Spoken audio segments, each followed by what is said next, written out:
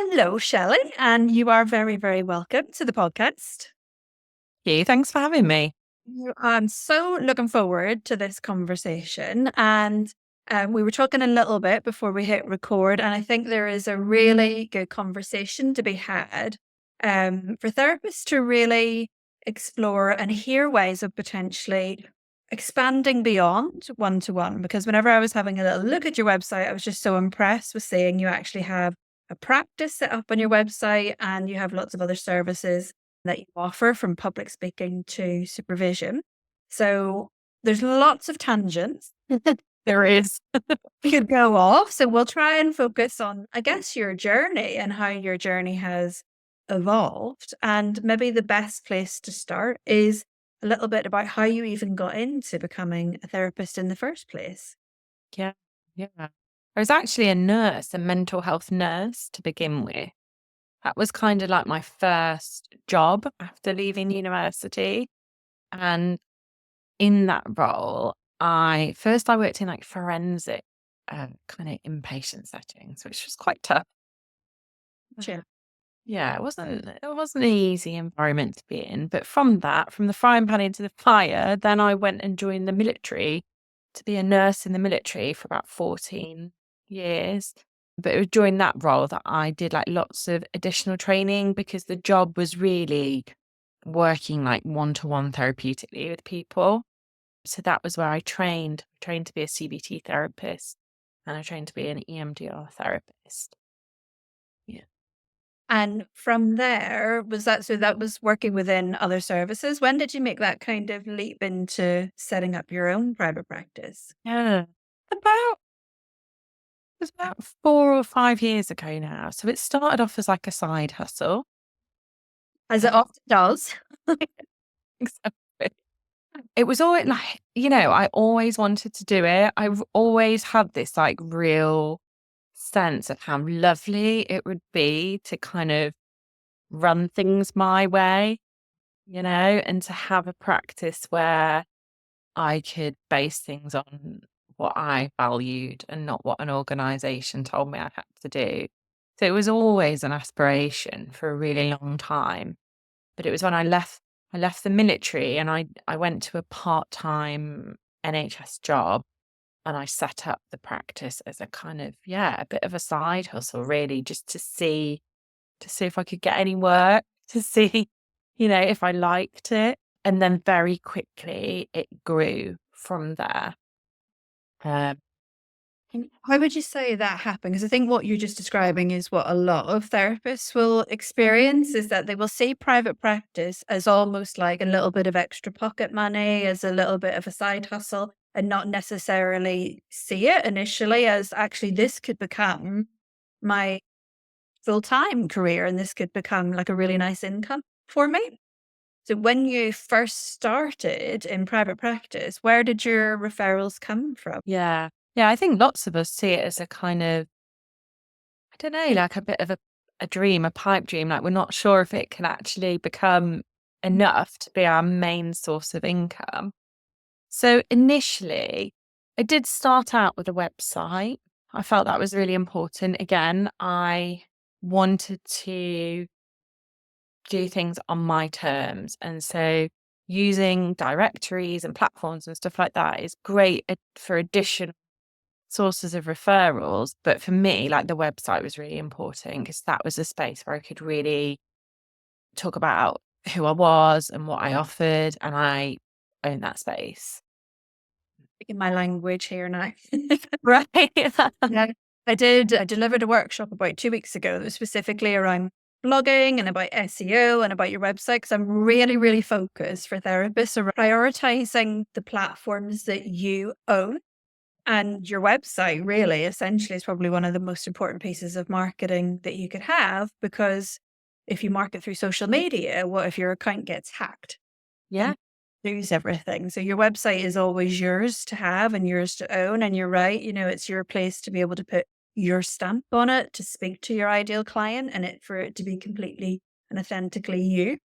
Yeah. So great to hear that was kind of your focus whenever you were getting started as well. It was the first thing I did, really. I built it myself. I just like You did a little bit of research, asked around, and lots of people recommended like different platforms. So I chose one and just thought, "Oh, let's see." So it took a while because was juggling work and parenting and stuff, but I just started to play around with it and build something that I liked the look of. But I think it is important because for me, if I look on a directory, I want to follow the link. I want to know more.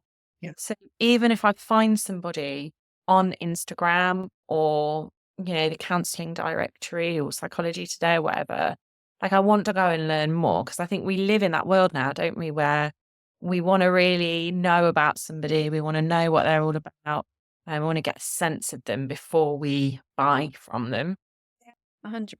It's like taking people on a journey, isn't it? Even if they come to the directory first, the next natural place might be to go to your website. And then there's links potentially from your website to your Instagram or to your Facebook. And I think that they can all serve different purposes, and that your directory is the initial thing that might bring them in. The website is an opportunity to get to know you a little bit more. And then social media might be like to hear your voice. Is your voice annoying? Do I like the sound of you? What kind of things are you talking about? Am I connecting with what you're saying? So they all can serve very much different purposes, but you're right in that people nowadays, I think, expect more. Yeah, they do. And that's they should really. I think, if I'm paying someone to talk to them about the things that distress and trouble me the most, I want to know who I'm talking to. Know? And I wonder, interesting that I didn't realize it was just 2020 that you Mhm. said, so in that sort of pandemic and then post-pandemic era as well, where a lot of things transitioned to online. I think the landscape of looking for a therapist has definitely changed post-COVID than pre. Absolutely. I completely agree. Like I remember, looking for a therapist for myself at various points and kind of having this 2-mile radius that I could get to in sufficient time after work in that small pocket of the day. I think that's completely changed now.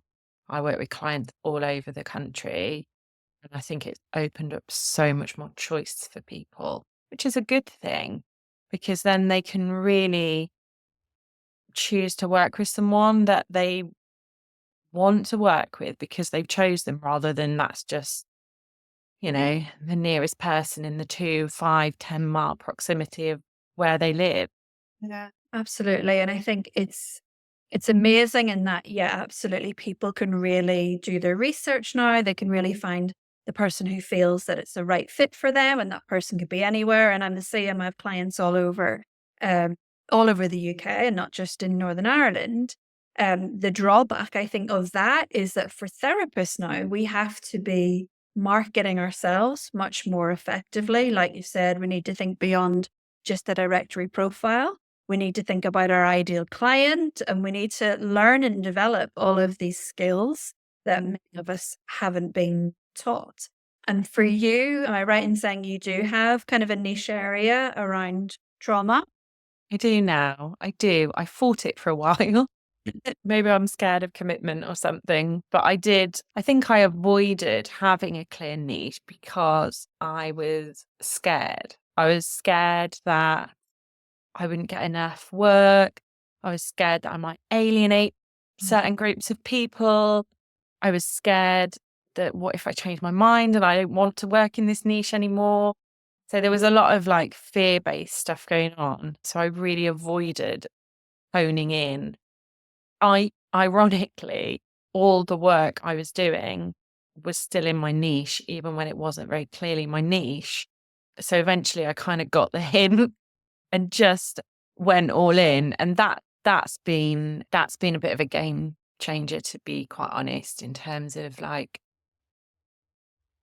other work opportunities and other sort of avenues in the business that have evolved because of developing that niche. What you're saying there, a lot of therapists will really resonate with is this fear of niching down because they're scared that they're going to alienate people. And I think, especially when they're getting started in private practice, we want to say yes, don't we? We want to help everybody. We want to make ourselves available and accessible to everyone. So it feels very counterintuitive to niche, but actually what you're describing is so true. The more you become known in an area, known as a go-to person or known as an authority in your particular niche area, it actually opens up more opportunities, really, doesn't it?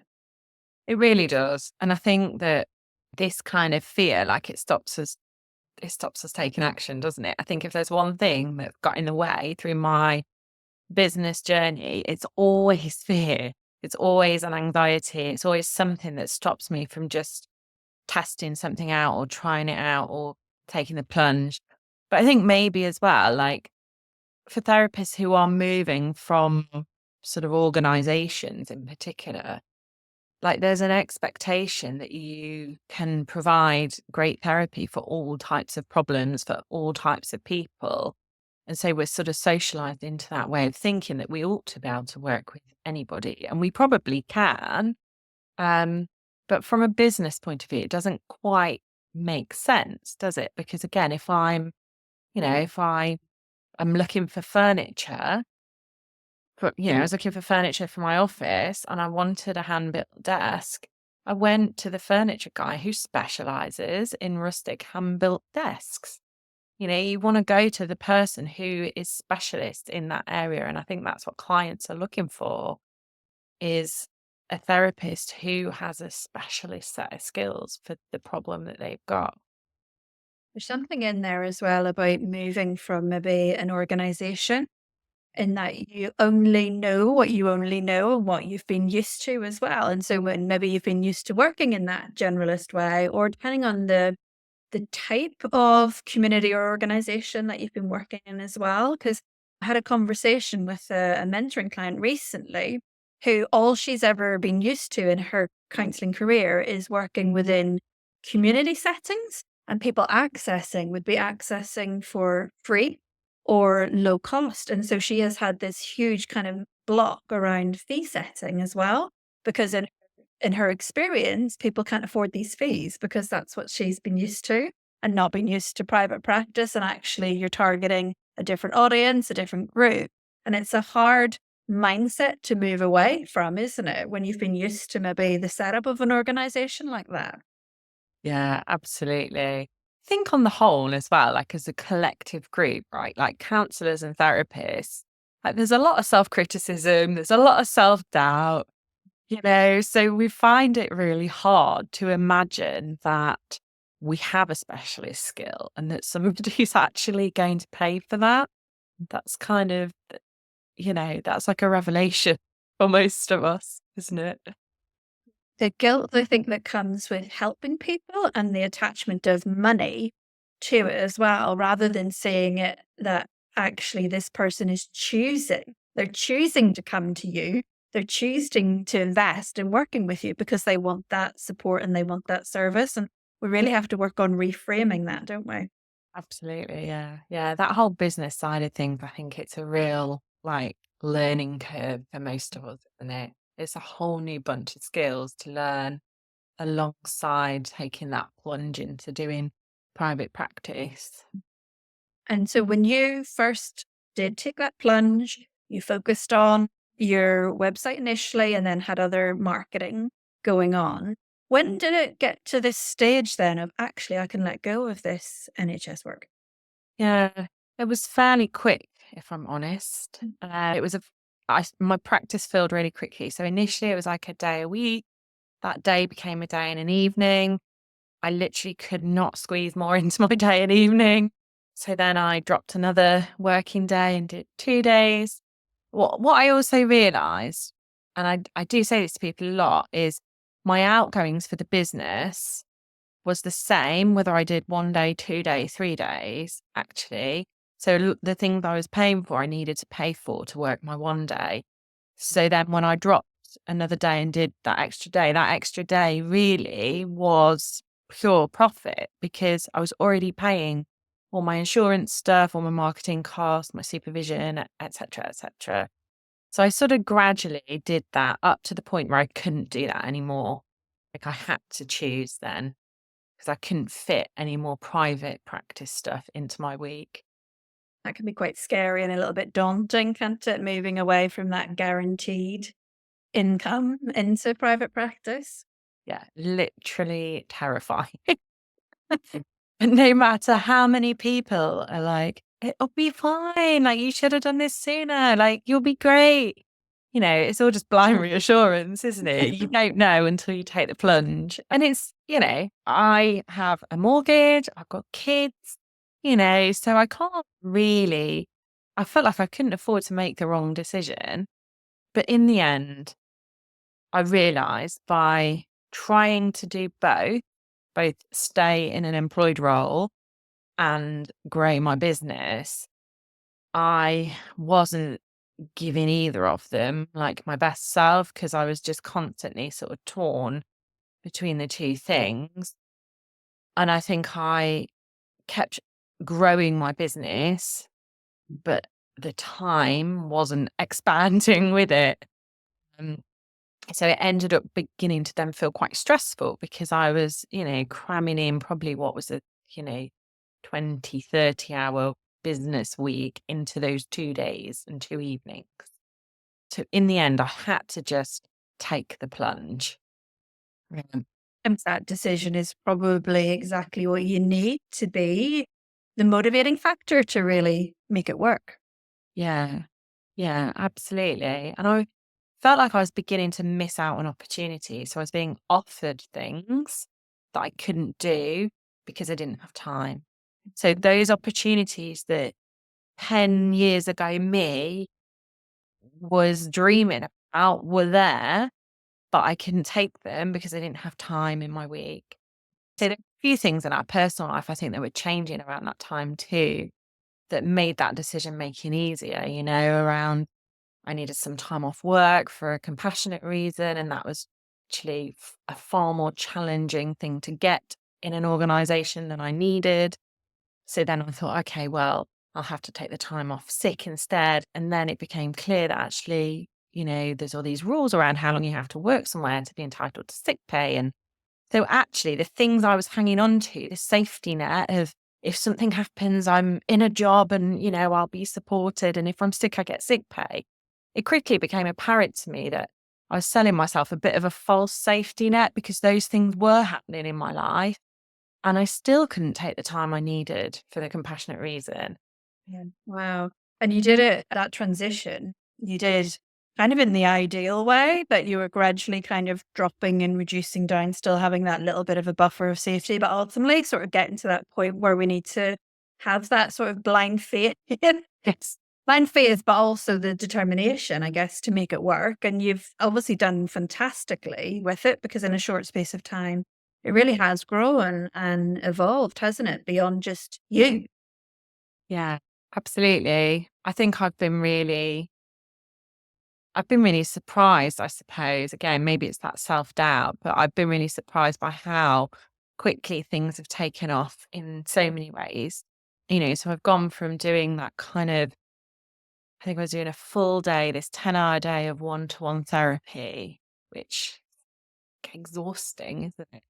To now my week is split between doing some one-to-one therapy, some supervision, some teaching and training, various events, and then obviously being able to send referrals on to my team of clinical associates.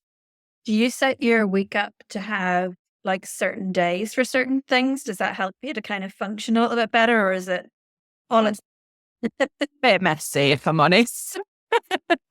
It's a bit messy. That's kind of how I do things. I have a day where I don't do any appointments, and that's always the same day every week.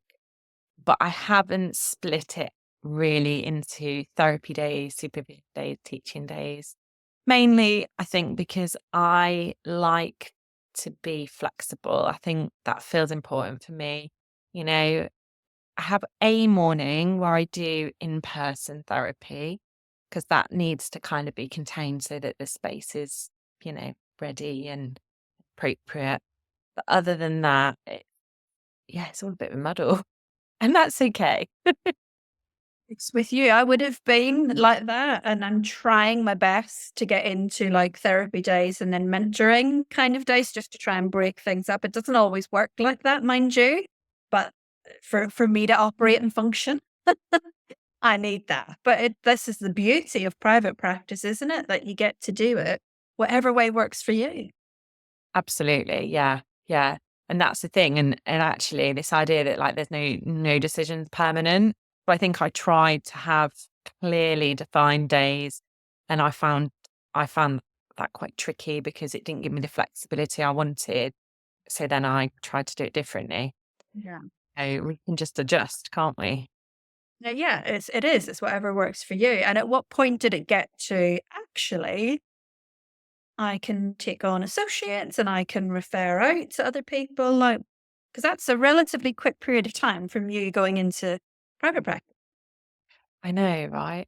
I think it's probably maybe it's 2 years now that I've had the associate team. And it just started off as, one person. Mm. So I had some referrals from a specific military charity who wanted to work with a very specific kind of therapist. And I didn't have any space and I wasn't going to have any space anytime soon. And they needed somebody who could work quite quickly. And so I had a trusted colleague who'd just been through a similar transition to me, having he left an organization, and they were branching out into doing some private work. Um, but they didn't want to go all in on the website and everything. So it just kind of, yeah, it just so happened like they were a really trusted person. And I said, oh, what about this arrangement? And then I started to look into what that would then look like for me. I think now, how many people have we got now? There's quite a list on your website. It looks like it's a good lot of people. I think like 8, 10, something like that. Amazing. I know, it's crazy, right? Right. Yeah. Yeah. How did you look like then beyond that one? So it was somebody that was trusted, somebody you knew you could refer to. How did it get to the point now where it's, you know, almost Yeah. 10? Yeah. So, uh, I mean, again, it's word of mouth. Mhm. So this was kind of where it started. That's how my practice started to feel, word of mouth. And this is kind of what's happened with the associate Mhm. thing as well. So that one person became another person again who was in a similar situation. They wanted to see what that was like working privately. So they had a couple of associate options. And then that kind of another person followed suit. Most of these people are within my professional network. Like I felt like that was quite important to me that I had knowledge of their practice, I had knowledge of how they operate, and also that they have similar values to me in terms of how they work therapeutic. So I suppose there was quite a bit of organic growth in it, so I didn't sort of ramp up any particular kind of marketing, but I just found because I kept on top of my website, kept checking the SEO, like that steady flow of referrals just kept coming in. And of course, uh, the more I grew my business, the more the other opportunities for me grew, which continued to limit my capacity to do therapy. And therefore, that work would flow out to the associate team. Brilliant. So it's sort of kind of it's organically growing, really. And do you mind me asking, you don't have to talk about specific sort of numbers or rates or anything. How does the model Mm. benefit you and benefit them? So obviously the referrals all come into your website and that you're the person that's done all the marketing and the SEO and the work behind it. How does it mutually benefit then for both you and them? Yeah, yeah. So I would say the benefits for me are that I can keep referrals within my business. And that feels quite important because the whole word of mouth thing continues, right? So somebody has a positive experience within my business, whether it's with me or an associate, and then they go and then they make that recommendation.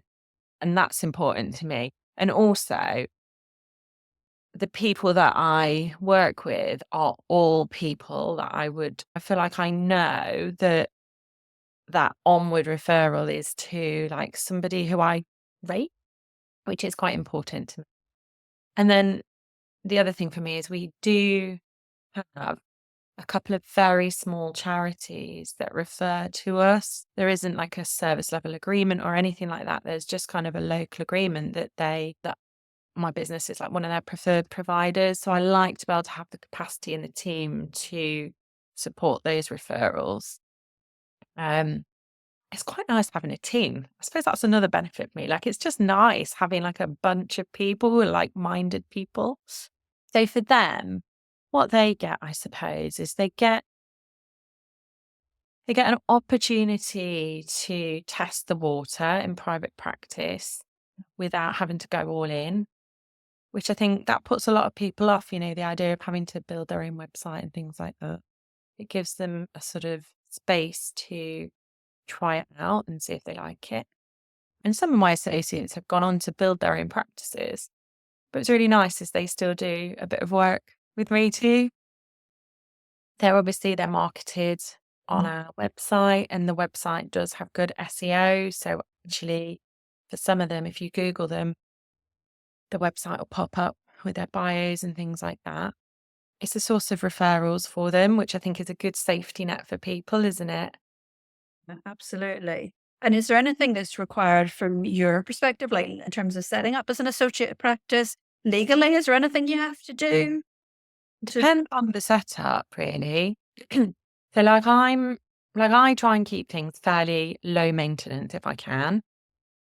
So all of my associates are self-employed, and they all work in other places as self-employed. So legally, that covers us from an IR35 point of view. So they can't be self-employed and only do work for me. They need to be working in other spaces and, you know, offering their self-employed services in other places. And then because of the type of arrangement that we have, because they're then self-employed, it's their responsibility to ensure that they do their taxes, that they have their indemnity insurance, that they maintain their professional registrations. But I've set up some assurance processes around that. So we have an associate agreement, which was initially looked over by a lawyer, and then I've just kind of continued to keep that same agreement as things have evolved. And then I also have like an onboarding process where we check out people's documentation and things like that. They need to provide like an annual update of their indemnity. Even though legally I don't hold responsibility for that, I feel like ethically and from an insurance point of view, it's important for me to have some oversight. Okay, so you've tried to keep it as ensuring that everything is done as it should be, but to try and keep the model as simple for yourself as possible. And then in terms of creating a revenue, I guess an additional revenue for you, is it like a percentage of Yes. therapies? Yeah. So what usually happens is so we take on the role of liaising with clients, getting all their registration details. I do a triage call to match them with a therapist.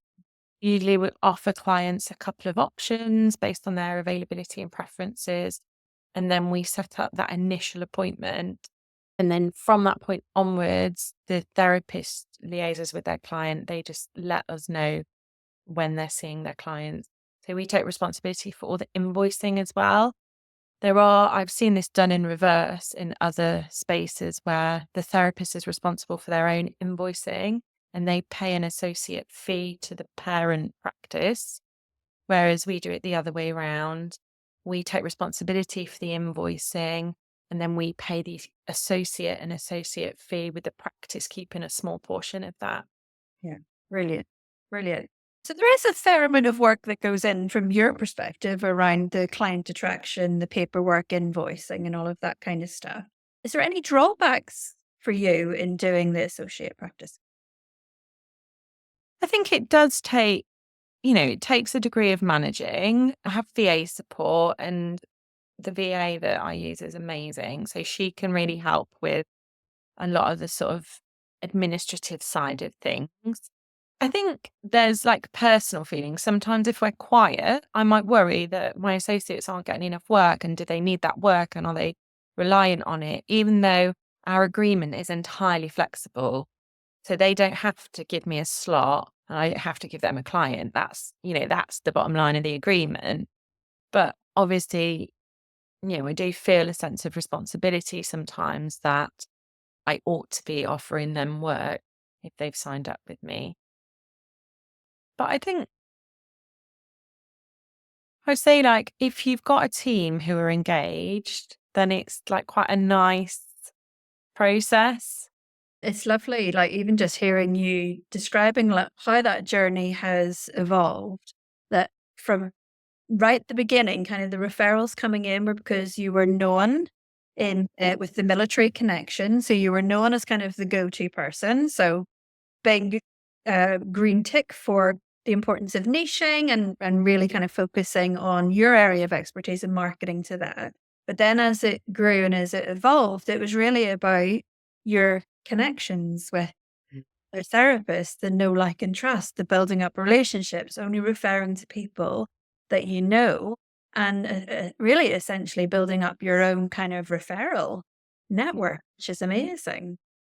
Yeah, absolutely. And I think helping support other therapists who are trying to branch into private practice. So it's not unusual for me to have contact from a therapist that I might have worked with in various organizations to say, I'm branching out into private practice. You know, would you have any work and that kind of thing? So it's quite nice feeling able to sort of support people as they step into that role. And I think there's, uh, because we're a sort of fairly trusted provider for various organizations and charities and word of mouth thing, I think it like gives endorsement to those people who come and join us, like their faces on the website. There's a piece there where I'm saying this person's really good too, you know? Right. Do you have any plans for how it's going to continue to evolve? Are you quite happy with how it's working now? Mm. I have been thinking about that recently, actually. I think it's important to kind of keep reviewing things and thinking about what's working and what isn't. And what works best for sure is working with my associates who are really engaged. So even if they don't have space, they'll like kind of tell me they don't have space or that sort of thing. Like I feel like those are the relationships that work best. Okay. And I have thought about whether, there's some marketing that could go into advertising them more actively, because at the moment, their website, but I don't necessarily promote that through other channels like social media and stuff. Okay. And potentially, you talked before I hit record about you'd love a building, maybe the bricks and Oh, mortar. God. Yeah, again, I think that's another one of those dreams. So I don't know about you, but like I rented therapy spaces before and have been in therapy spaces that are a bit dingy. Yeah. Oh, yeah. Like maybe a bit damp, or the room's next to the toilet and the soundproofing's not great. People kind of scuttling off the street in a sort of discreet way.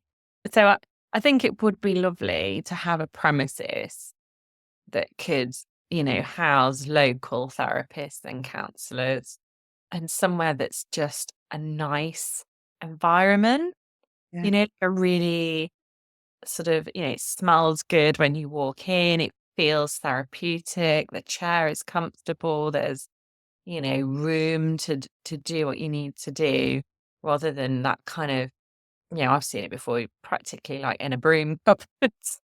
I feel like you're in someone's living room or something as well. Yeah. Yeah, yeah. And I think that certainly the area I'm in, there aren't many options actually for hiring spaces. Yeah. So I think that's definitely something that I aspire to in the future. Mhm. Yeah. Put it on the goal sheet. Get it on the list. I know, right? Yeah. I have lots of ideas. That's the thing. I probably have about 50 ideas a day. Mhm. They don't always make it to the No, I'm the same. You got to rein it in a little bit of time, but maybe there's something about for people that go into private practice that developing that sort of entrepreneurial Mm, spirit. And I think like you have to sort of you either have to have it or you have to really try and nurture it. yeah. Because I think so much of going into private practice and doing what you've done was setting up kind of the grip practice and then going into teaching and all of these other strings that you have to your bow is that a lot of the time you do have to kind of put yourself out there or you have to go and seek out opportunities, you have to create opportunities. So there is something there about developing this part of us that ordinarily, if we've gone through our counseling training or we've gone through working for employed in organizations that we haven't had to tap into before, have we? Yeah, definitely. And I don't know if it's like a human thing as well, isn't it? I think we aren't always encouraged to dream.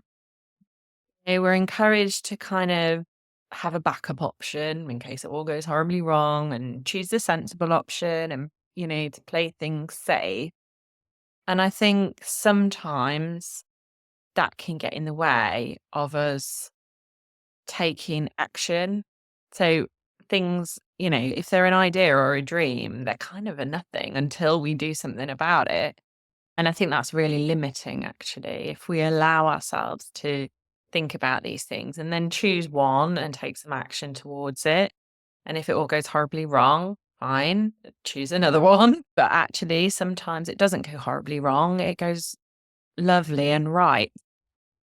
I'll say it's very resilience building, I think, going into private practice and setting up your own business because there will always be these kind of setbacks, but it's about getting back up again, isn't it? And continuing to try and actually look at the opportunities that have evolved and look at the opportunities that have been created within your own practice. I bet that 5 years ago, you wouldn't have imagined you would be doing what you're doing.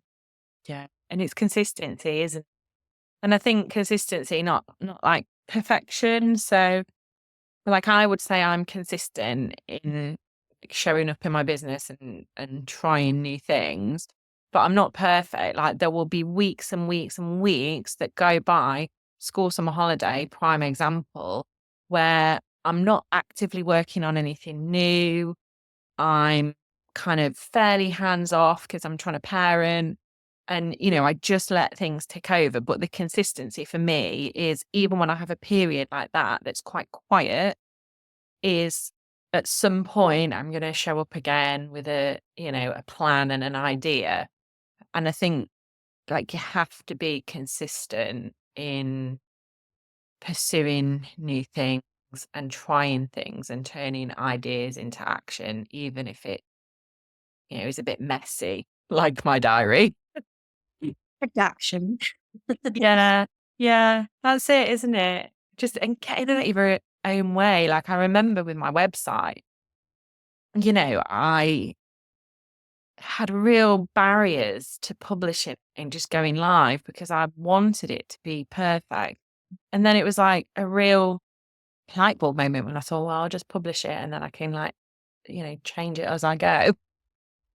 Everything can change, everything can evolve. And I think it's a really lovely message, I think, for therapists that are listening to hear this, that had you not have had that little bit of, I'm just going to try, I'm going to take imperfect action and it not be this perfect journey will be inspiring for other people to encourage them to actually pursue your goals, pursue your dreams. It's going to look a little bit messy along the way, but it's absolutely possible for you. And is there anything for maybe people who are interested in setting up in private practice or who are maybe interested in setting up and evolving into an associate practice? Any little kind of final words of wisdom or inspiration that you would give them? Anything that you've maybe learned that you would do differently, perhaps yourself? I think there's always loads of stuff that we can look back and evaluate and think we would do differently, right? But I think fundamentally, it does just boil down to like taking action, like doing something, even if that something isn't perfect, even if that something doesn't turn out the way you hope it would, but taking that action and then checking out how that looks, how that feels, then taking another action. Like you have to have that consistency of showing up and doing things. And I don't think there's a magic formula. And I don't think, like I'm not special. My practice is not special. The truth is, like, I am doing the things now that I dreamed about doing a few years ago. Um, and that's not because I'm special. It's just because I kind of just keep showing up and I keep, evolving things and adapting things and chasing down opportunities. So you've got to show up, haven't you? Brilliant. That's great advice. And tell people, Shelley, because we didn't even get to talk about supervision or any of the things that you do. So you'll have to come back again and we'll talk about that another time. But for people who are interested in checking out what you've done, where can they find you? So you can find me on Instagram, Fortitude Psychological Therapy, or you can just search for my name. Um, I don't think there's any other Shelley Bradley Scolies out there, so I'm pretty easy to find. But I'm quite present on Instagram, both in terms of like that sort of more professional content, and I'm often on my stories, chirping on about my daily life and the challenges. You can also find me on my website, which is www.fortitudepsychologicaltherapy.co.uk. Fabulous. And I'll put all the links to all of your social media and your website underneath the show notes so people can go and check you out. But thank you so much for joining me today. I really enjoyed that conversation. Thanks for having me. It's been lovely.